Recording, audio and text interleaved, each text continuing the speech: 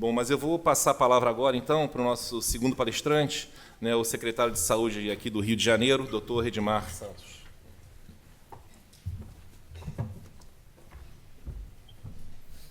Bom dia a todos. Eu queria primeiro, em nome do professor Rubens, da professora Tânia, agradecer o convite. Eu que tenho minha imagem muito associada ao UERJ, até porque sou professor associado lá, estou há 21 anos como docente na UERJ, mas carrego outras duas casas no coração, a FRJ, onde me graduei médico, e a FGV, onde tive o prazer de passar aqui pelo MBA Executivo de Saúde, e queria agradecer muito a oportunidade, vejo vários professores aqui da época, agradecer a todos vocês. Eu fiz uma preparação de fala muito mais genérica, o Carlos trouxe algumas coisas mais focadas em Minas, e eu vou aproveitar e fazer algumas comparações, cara, porque dá para entender porque que nossos estados estão na situação que estão, né? 15 bi de déficit a cumprir nesse ano vocês, 17 a gente, ambos com 7 bi de restos a pagar na saúde, gerando muita descredibilidade. Meus últimos pagamentos são de 2014, eu estou pior que você nesse quesito. E o que a gente recebeu aqui de situação também foi muito caótica, né? A gente fala isso em toda oportunidade. Você tem uma ideia do que foi efetivamente investido na saúde nos últimos 17, 18, foi 4,5% da receita corrente líquida e 6% da receita corrente líquida, quando é previsto pela Constituição 12%. De receitas muito baixas, em anos muito ruins de crise, ou seja, foi um investimento muito ruim, fez com que a gente recebesse todas as estruturas físicas muito sucateadas. Esse é um déficit que a gente vai demorar a poder repor como gostaria. Abastecimento na ordem de 5% apenas de medicamentos mais gerais e 20% dos especializados, o que obviamente empurra a judicialização, não tem como ser diferente, e uma grande satisfação da população em relação a isso. Mas também uma desorganização do Estado como um todo, uma desorganização que a gente viu nos municípios e na relação dos municípios com o Estado. Eu vou falar um pouco mais sobre isso. E especialmente o déficit da atenção primária, né? A gente tem cobertura em algumas áreas muito populosas, abaixo de 30%, então não é à toa que a gente tem que conviver com o índice que nós temos de tuberculose, de sífilis neonatal, de mortalidade materna e infantil, que são parâmetros que a gente já deveria ter superado há muito tempo, num estado como o Rio de Janeiro. Piora da resposta cardiovascular, que não é só do Rio, no Brasil inteiro, né? Apesar dos investimentos em maquinário e outras coisas, e lidar com o enfrentamento da oncologia e envelhecimento da população, que vai nos trazer um desafio muito grande. Mas eu queria falar em 4 eixos principais. Acho que gestão, em termos da organização mesmo, da corporação, secretaria, legislação, política, e em tudo isso envolve as pessoas. Na gestão, o que a gente percebe é uma total desorganização da secretaria, foi o que nós assumimos. Estamos investindo muito agora na questão da governança corporativa e do compliance, fundamental para a gente dar transparência e poder voltar a ter credibilidade com a população e com o mercado, né? Que é difícil demais licitar, várias licitações desertas ou vazias, né? Então, esse é um caminho importante. E dizer que hoje claramente identifico que a falta de gestão ela é pelo menos 10 vezes mais maléfica do que toda a corrupção que nós enfrentamos no Rio de Janeiro. Não que a gente deva passar a mão na cabeça da corrupção, ela foi gravíssima, é um dos motivos de a gente estar, pelo menos o Rio de Janeiro, no ponto que está, mas a falta de gestão em todas as estruturas, na inter-relação de secretarias e do governo com as prefeituras, eu não tenho a menor dúvida que ela traz um prejuízo muito maior para todos nós, e é uma das coisas que a gente pretende assim, enfrentar com muita seriedade, com muito rigor. A questão legislativa também é que desafios da gestão pública na saúde é um problema grave para a gente, né? Eu vou puxar aqui 2 pontos. A 8666. É uma legislação que amarra absolutamente o gestor público, não é? Foi absolutamente ineficaz, como todos nós podemos observar, em termos de evitar corrupção, desvio, fraude nas licitações, e impõe com outras legislações uma questão que nós somos sempre cobrados como gestores públicos, na questão da inovação, Carlos. Eu estou contigo, temos que ir para a inovação. Mas como inovar onde você só pode fazer o que está escrito? Diferente do privado, pode fazer tudo que não está proibido. É um ambiente muito adverso, porque o tratamento que é dado depois ao gestor público, e esse é outro problema da questão da legislação e órgãos de controle, a quem comete um erro administrativo, ou talvez uma condução administrativa que não seja unânime em relação à interpretação de outros, ele é tratado igual quem fez o desvio, quem foi bandido, quem roubou. Então, é uma incapacidade de dar pesos diferentes, a situações diferentes que se desenrolam, né? E uma coisa, você no calor da gestão ter que decidir pela vida de alguém, tomar uma decisão administrativa, e depois sentado no ar-condicionado 5 anos depois, olhar papel escrito, e talvez a parede pudesse ser pintada de azul e não de verde, teria sido mais barata a tinta azul do que a tinta verde. Então, é uma coisa que a gente tem que enfrentar, porque daqui a pouco não vai ter gestor sério, competente, querendo assumir nada, porque é um risco na sua imagem pessoal construída ao longo de muitos anos. Não é? E uma vez que aparece na primeira página do jornal, a desculpa depois na 10ª página de letrinhas miúdas não resolve isso, e o seu próprio patrimônio, porque você responde com o seu CPF. Então, são questões que impõem a gente muitos desafios. Mas outra dificuldade que eu tenho percebido vem na própria estruturação nossa do SUS, porque eu passei a sentir isso na pele, e num processo de municipalização que tivemos, que entendo eu que foi absolutamente excessivo. Né? Por que eu estou falando dessas duas coisas? Porque elas combinadas não trouxeram o que se esperava lá atrás de uma descentralização da gestão na saúde, mais próxima do cidadão, ou empoderamento do município. O que ela, na verdade, trouxe foi uma fragmentação completa das linhas de cuidado e ação na gestão de saúde. Então, quando você pega uma atribuição como atenção primária, que é fundamental para a ordenação do cuidado, é a tragédia que eu comecei expondo em termos de território do Estado do Rio de Janeiro, e ela é apenas da gestão municipal, vários gestores estaduais no passado abriram mão de olhar para isso, você não consegue fazer a integração da assistência com a especializada e com a alta complexidade. Então, você vive, por exemplo, filas enormes hoje na regulação de procedimentos que não seriam necessários. Porque a capacidade também, a qualificação dessa atenção primária, não só a sua capilaridade, sua extensão de cobertura, mas também a qualificação nunca foi olhada de forma adequada, e com isso você não segura na atenção primária, que poderia ser resolvido na atenção primária, impacta em filas que depois são judicializadas, aumentam o custo e dilui aquele paciente que realmente precisa chegar no atendimento de chegar, porque tem um monte de paciente que não precisa naquela fila. Vou dar um exemplo da fila para cirurgia de coluna, que nós já auditamos, e apenas 10% realmente tem indicação de uma cirurgia de coluna. E esses vão esperar muito, porque tem 90% diluindo essa fila que não precisaria estar nela.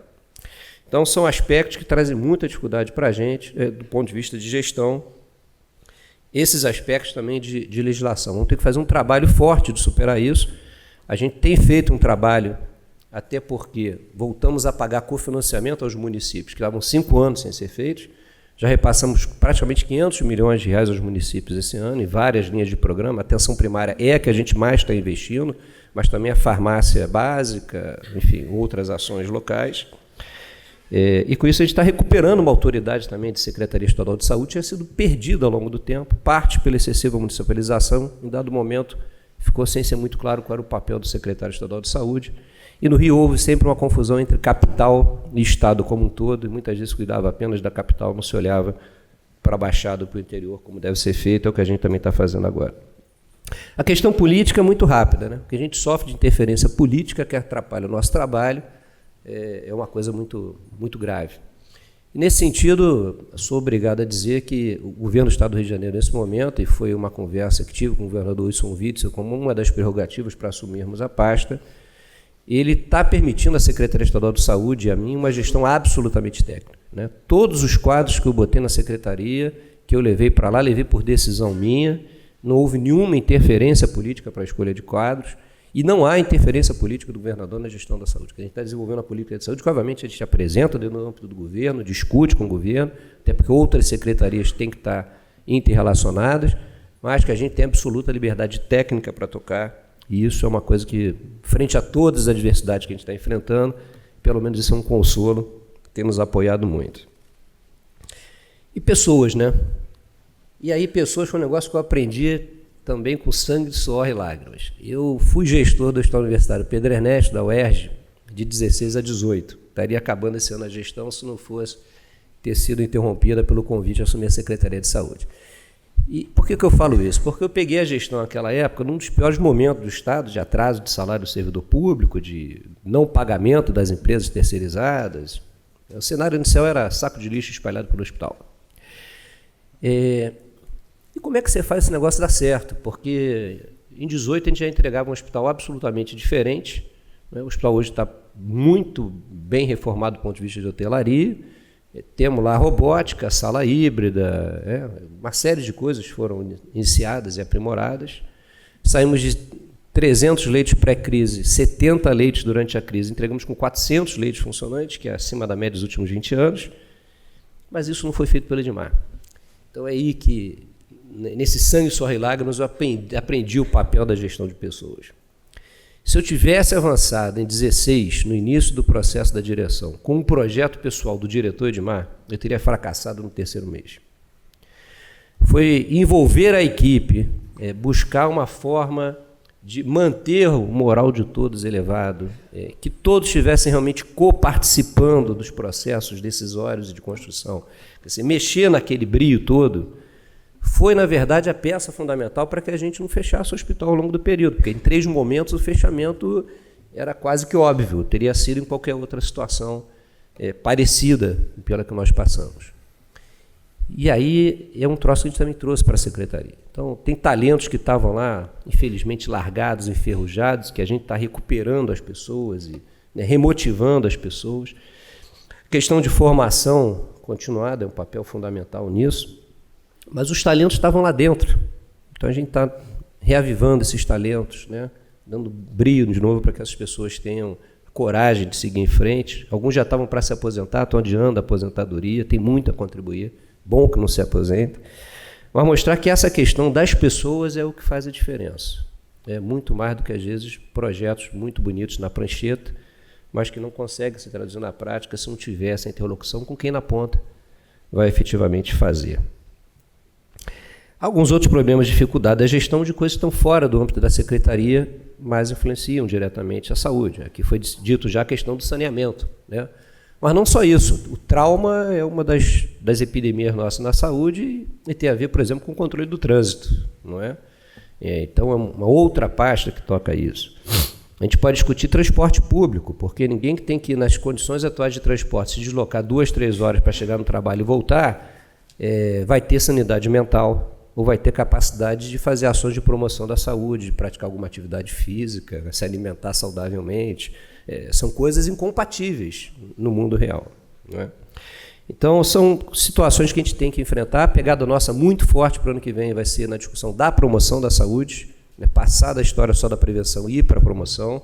Vamos fazer uma série de eventos para que a gente possa, de uma maneira, não com o receituário tradicional e chato do médico, mas de uma maneira alegre, divertida, mostrar às pessoas como controlar o peso, como comer adequadamente, como praticar esporte. E aqui a gente faz uma provocação a vários dos atores que estão aqui, porque isso não é uma coisa que o Estado consiga fazer sozinho. É preciso o envolvimento da sociedade civil organizada, é preciso o envolvimento de várias outras entidades que têm credibilidade e influenciam, né, a opinião pública para que isso possa sair também do papel de uma maneira concreta, virar realidade. Em termos de futuro, eu participo aí de vários fóruns de discussão de gestão na saúde, vários colegas aqui dos ZAPs estão presentes, né, quase a totalidade aqui, se bobear, e a gente fazia lá atrás uma discussão muito grande dessa proximidade legítima e transparente entre o público e o privado, né? Como é que esse papel pode se dar de uma forma potencializadora, sinérgica, essa é uma discussão nossa. Não, pois bem, tem praticamente há um ano à frente da pasta um secretário que acredita nisso e agora quem não vem para a gente são as entidades privadas. Então, se quero deixar um recado aqui, um apelo, Tânia, é que assim, está na hora de a gente fazer discussão séria de como o público e o privado trabalham o direito, mas é preciso que a gente perca os medos do passado. Nós estamos num novo governo, nós temos um novo secretário de saúde, isso aqui não é uma crítica necessariamente aos anteriores, mas é dizer que esse secretário tem esse entendimento do valor do SUS. Eu sou um defensor do SUS de natureza, está no meu DNA, na minha escola do MS, por exemplo, nos grandes articuladores dessa existência do SUS no passado. Está aqui o Noronha, que representa parte dessa história. O professor Ezio Cordeiro, que tem como grande amigo, enfim. Mas se a gente não tiver nesse momento a construção real da sociedade participando disso e abraçando seus aparelhos de saúde, e essa entidade privada não vier para esse jogo de uma maneira, né, corresponsável, não será o Estado que dará a volta nessa reconstrução do Rio de Janeiro ou do país. Então, está na hora, tem quem possa fazer, tem quem queira discutir isso claramente. A secretaria hoje é uma secretaria, dentro dos aspectos de inovação, de porta aberta. Temos redesenhado nossas políticas com participação das sociedades de especialidades. O CREMERG foi chamado para essa e outros conselhos das outras entidades desde um primeiro momento. Associação de pacientes tem participado dessa discussão com gente de construção de políticas. Então, é hora da sociedade se envolver realmente com essa secretaria e com esse governo. A questão da formação para a gente é muito importante. O tempo esgotou, vou roubar mais 30 segundinhos. A formação é importante. Trouxemos uma diretora de faculdade de universidade pública para estar com a gente no status de subsecretária, e a ideia é que ela possa capilarizar essa expertise que já existe nas nossas universidades públicas, na FGV e em outros institutos, fazendo parcerias também com Portugal, ou seja, serão aqueles que têm a capacidade, que sabem fazer na ponta, que serão os nossos docentes, para algumas linhas muito claras que nós temos de qualificação dos nossos servidores e de servidores dos municípios, para que essa conversa possa ter mão em contramão. Vamos investir na mudança dos modelos de contratualização e acompanhamento. Não é? Qual o modelo de contratualização? Qualquer um dele é falho se o homem que estiver por trás dele quiser que dê errado. Primeira coisa. Então, se é OS, se é fundação, se o homem estiver mal intencionado, não tem modelo que dê certo. E por isso a gente quer melhorar os mecanismos de contrato e de acompanhamento da gestão de fiscalização para que isso possa dar certo. E o pilar de construção nosso, aí parte aqui já deixando para discussão e finalizando, a gente quer estruturar a regionalização no Estado, né? Não existe, de fato, a regionalização, só no papel. Então, construir cada uma das linhas de cuidado com os equipamentos adequados, a população, a questão da malha viária, da extensão territorial, em cada uma das 9 regiões de saúde nossa, é talvez a nossa política mais central, e a partir dela talvez dar cuidado na questão oncológica, que é uma tragédia, e na questão cardiovascular, que é uma tragédia no território. Muito obrigado pela oportunidade, um bom dia a todos, um bom evento.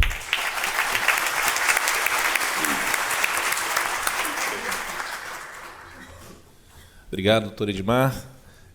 Por um lado, é tranquilizador, né, saber que, apesar de todas as dificuldades e as amarras da gestão pública, ter uma pessoa tão capacitada e com liberdade de escolher a equipe. Então, saber que a saúde pública aqui do Rio está em boas mãos, né?